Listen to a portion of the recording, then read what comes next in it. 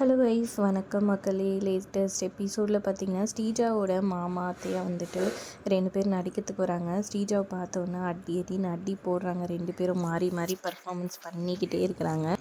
ஸ்ரீஜாவுக்கும் சிந்தாமணிக்கும் ஒன்றுமே புரியல. அப்புறமா இங்கே சுபத்ரா வந்துட்டு போதும் நிறுத்துங்கன்னு சொல்கிறாங்க. இவளை எங்களை நம்பி தான் விட்டு போனார் இவங்க அப்பாவுக்கு நான் என்ன பதில் சொல்லுவேன், இப்படி ஒரு வேலை பண்ணிட்டாலேன்னு சொல்கிறாங்க. அதுக்காக தான் உங்களை வர சொல்லியிருக்கேன். உங்கள் பொண்ணு மேலே மட்டும் தப்பு இல்லை, எங்கள் பையன் மேலேயும் தப்பு இருக்குது. ஏற்கனவே அவனுக்கு கல்யாணம் ஏற்பாடு பண்ணி நிச்சயதார்த்தமும் நடந்துச்சு. ஆனால் இப்போ வேறு வழி இல்லை, அதை நிப்பாட்டிட்டு இவனுக்கும் வந்துட்டு கல்யாணம் பண்ணி வைக்கலாம் அப்படின்ற மாதிரி சுபத்ரா சொல்கிறாங்க.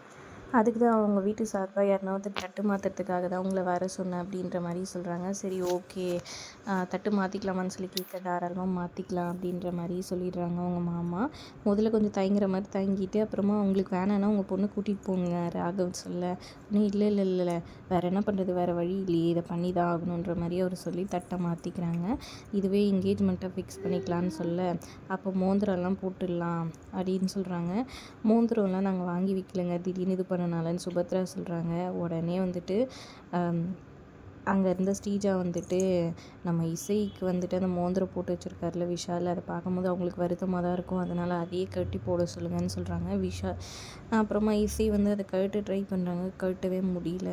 உடனே நம்ம வந்துட்டு ஆச்சரி கூப்பிட்டு கழட்ட சொல்லிடலாம், நகை செய்கிறவரை அவர் கட்டி கொடுத்துருவாருன்னு ஸ்ரீஜா சொல்கிறாங்க. சரின்னு சுபத்ரா வந்துட்டு ராகவ் கிட்ட சொல்லி வர சொல்கிறாங்க.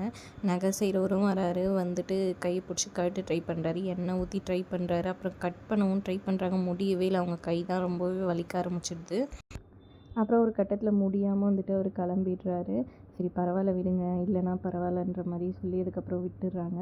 அப்புறம் ஆச்சரிக்கு வந்துட்டு நன்றி சொல்லிடுறாரு ராகவ். ஏன்னா அவர் தான் வந்துட்டு கழட்ட விடாமல் பண்ணியிருக்காரு. என்ன நடந்தாலும் சரி, இந்த வீட்டோட மருமகளாக வந்துட்டு உங்கள் அக்கா தான் வரணும், அந்த ஸ்ரீஜாவை எப்படியோ துரத்தி விடணும்னு சொல்லிட்டு ராகவ் வந்து வர்ஷினிகிட்ட சொல்லிட்டு இருக்கிறாங்க. அதுக்கப்புறம் இங்கே பார்த்திங்கன்னா எல்லோரும் போயிடுறாங்க.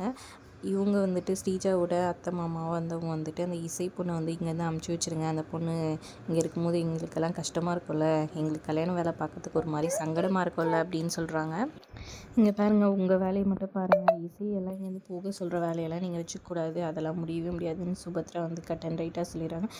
சாரி சம்மந்தி அப்படின்ற மாதிரி சொல்லிடுறாங்க. அதுக்கப்புறம் இசைக்கிட்ட வந்துட்டு ஸ்ரீஜா வந்துட்டு வம்பிழுக்கிறாங்க. எப்படியும் விஷாலை நான் தான் கல்யாணம் பண்ணிக்க போகிறேன், பார்த்தல முடிவு பண்ணியாச்சுன்னு சொல்ல, இந்த மோந்திரத்தையும் உன்னால் கழட்ட வைக்க முடியல, விஷால் வந்துட்டு கண்டிப்பாக என் கழுத்தில் தான் தாலி கட்டுவார், அதையும் பார்த்துடலாம் அப்படின்ற மாதிரி சேலஞ்ச் பண்ணுறாங்க. இதுக்கப்புறம் ஸ்ரீஜாவும் சிந்தாமணியும் வந்துட்டு பிளான் போட்டுட்ருக்காங்க, எப்படியாவது அந்த இசையை இந்த வீட்டை விட்டு துரத்தணும், அவள் வந்து இந்த கல்யாணத்தை நிப்பாட்ட பாப்பா அப்படின்னு அவங்க ஒரு பக்கம் பிளான் போட்டுட்ருக்காங்க. இன்னொரு பக்கம் இசை வந்துட்டு அப்படியே ஃபீல் பண்ணிகிட்ருக்காங்க அந்த மோந்திரத்தை பார்த்துட்டு, என்னடா இது விஷாலுக்கு இப்படி ஆயிடுச்சுன்னு சொல்லிட்டு. இப்போ விஷால் வந்துட்டு உடம்பு முடியாமல் இரும்பிட்டு அப்படியே படுத்துட்ருக்கிறத பார்க்குறாங்க ஜன்னல் வழியாக. உடனே அவங்க ஓடி வந்து விஷாலுக்கு ஹெல்ப் பண்ணுறதுக்காக வராங்க. அதோட எபிசோட் முடியுது. தேங்க்ஸ் ஃபார் வாட்சிங்.